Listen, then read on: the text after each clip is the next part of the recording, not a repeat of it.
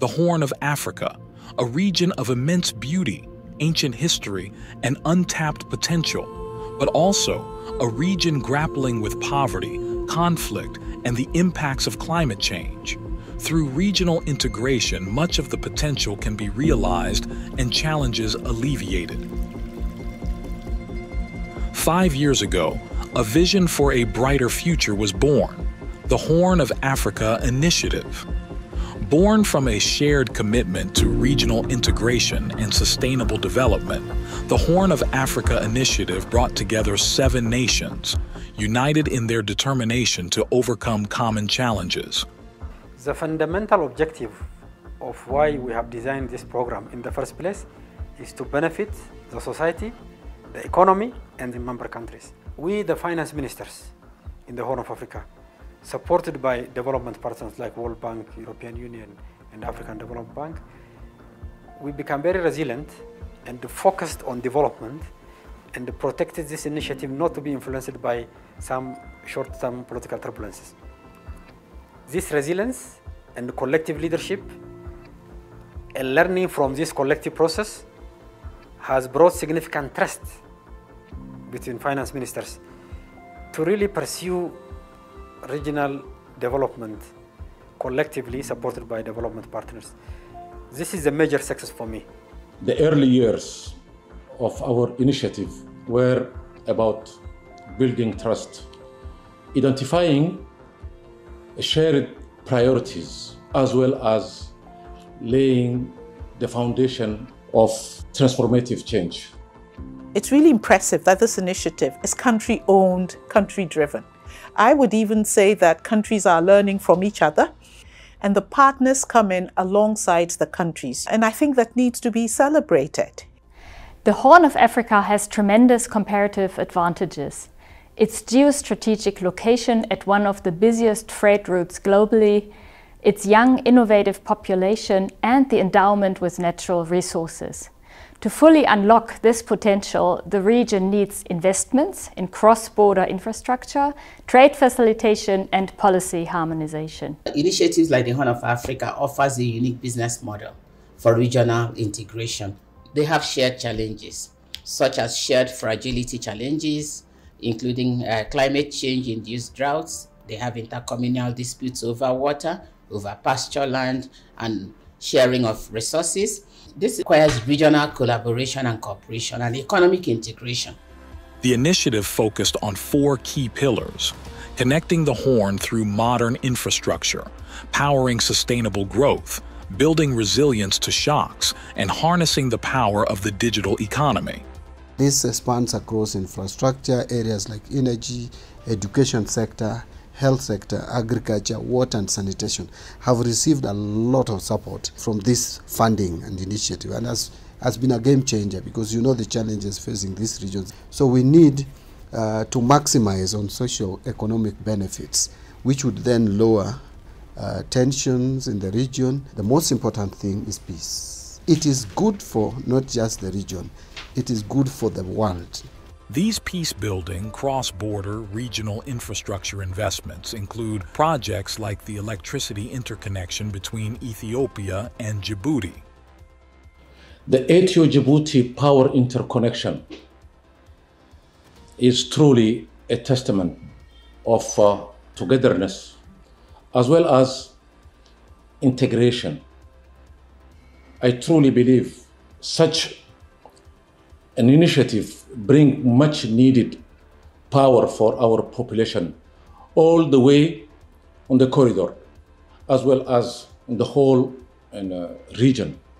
Through such initiatives, we can align resources, we can increase growth, we can increase benefits to the people. My hope is for this kind of project and others such as this will increase the sustainability of the investments, of the growth model, of the resilience of the economies in this region, looking at both issues of climate, of economic development, of education, and that it will benefit the countries in the region and Africa as a whole. The Horn of Africa Initiative recognizes the vital role of pastoralist communities in the region and has prioritized projects that enhance their resilience to climate change and improve their livelihoods. In terms of peace and security, all the challenges comes most of the time from borderlands. These challenges comes because of, number one, because of unemployment and poverty. This initiative really focus to tackle that ultimate goal of Horn of Africa initiative is interconnectivity in terms of infrastructure and human capital and free movement of people. In the Horn of Africa, you have a lot of pastoralists. By certain estimate, 20 million or more. This is a project which aims to protect pastoralists against drought with a suite of financial services, but also improve their linkage to value chain, livestock value chain. We need to think creatively how we can deliver services, how we can encourage and incentivize local governments, communities to collaborate on both sides of the border. It also means we need to involve different stakeholders that we don't usually involve in our development activity. Over the last 5 years of progress, a global team of experts have supported the Horn of Africa initiative in developing and designing programs to transform our region, stimulate our economies, and impact the lives of the most vulnerable.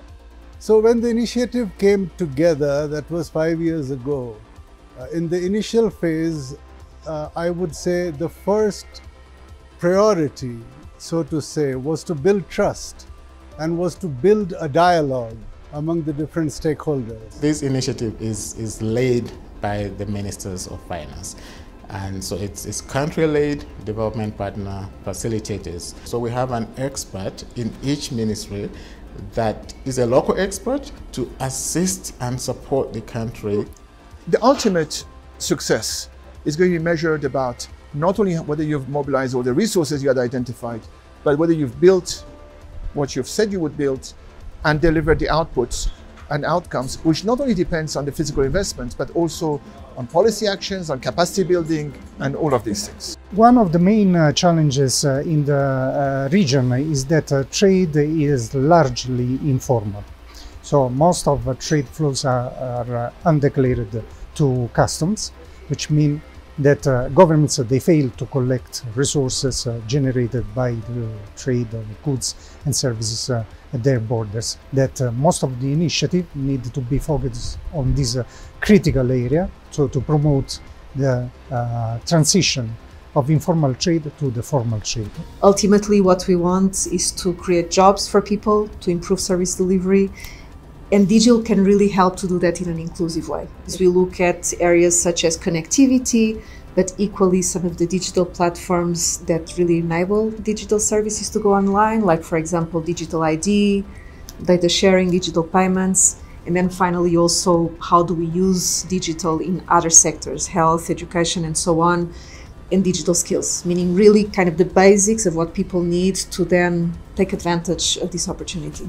Now, together, as countries, partners, and communities, we can look forward to the next 5 years of implementation and impact. We want to continue working together with our partners in the region, develop our region, to mobilize resources and to address the fragility and conflict that have continued to destabilize our region. Our vision is very clear. We want a region that is better connected, more peaceful, and more prosperous. To achieve that, we need to change the narrative from one of fragility and conflict to a more of stability, growth, and development through interconnectivity and investment. The Horn of Africa Initiative, 5 years of progress, a future of promise, a testament to the power of regional cooperation and a beacon of hope for a brighter future for all. Personally, I believe, myself, I have a strong conviction that the countries of the Horn of Africa, we have the same destiny. Our destiny is very much intertwined because of geography, because of identity, and because of the social fabric of the formation of a state in the region. We need to listen to each other's concern. We need to listen to each other's challenges. My vision for the region is enhanced economic integration, which is very much inclusive and win-win and sustainable.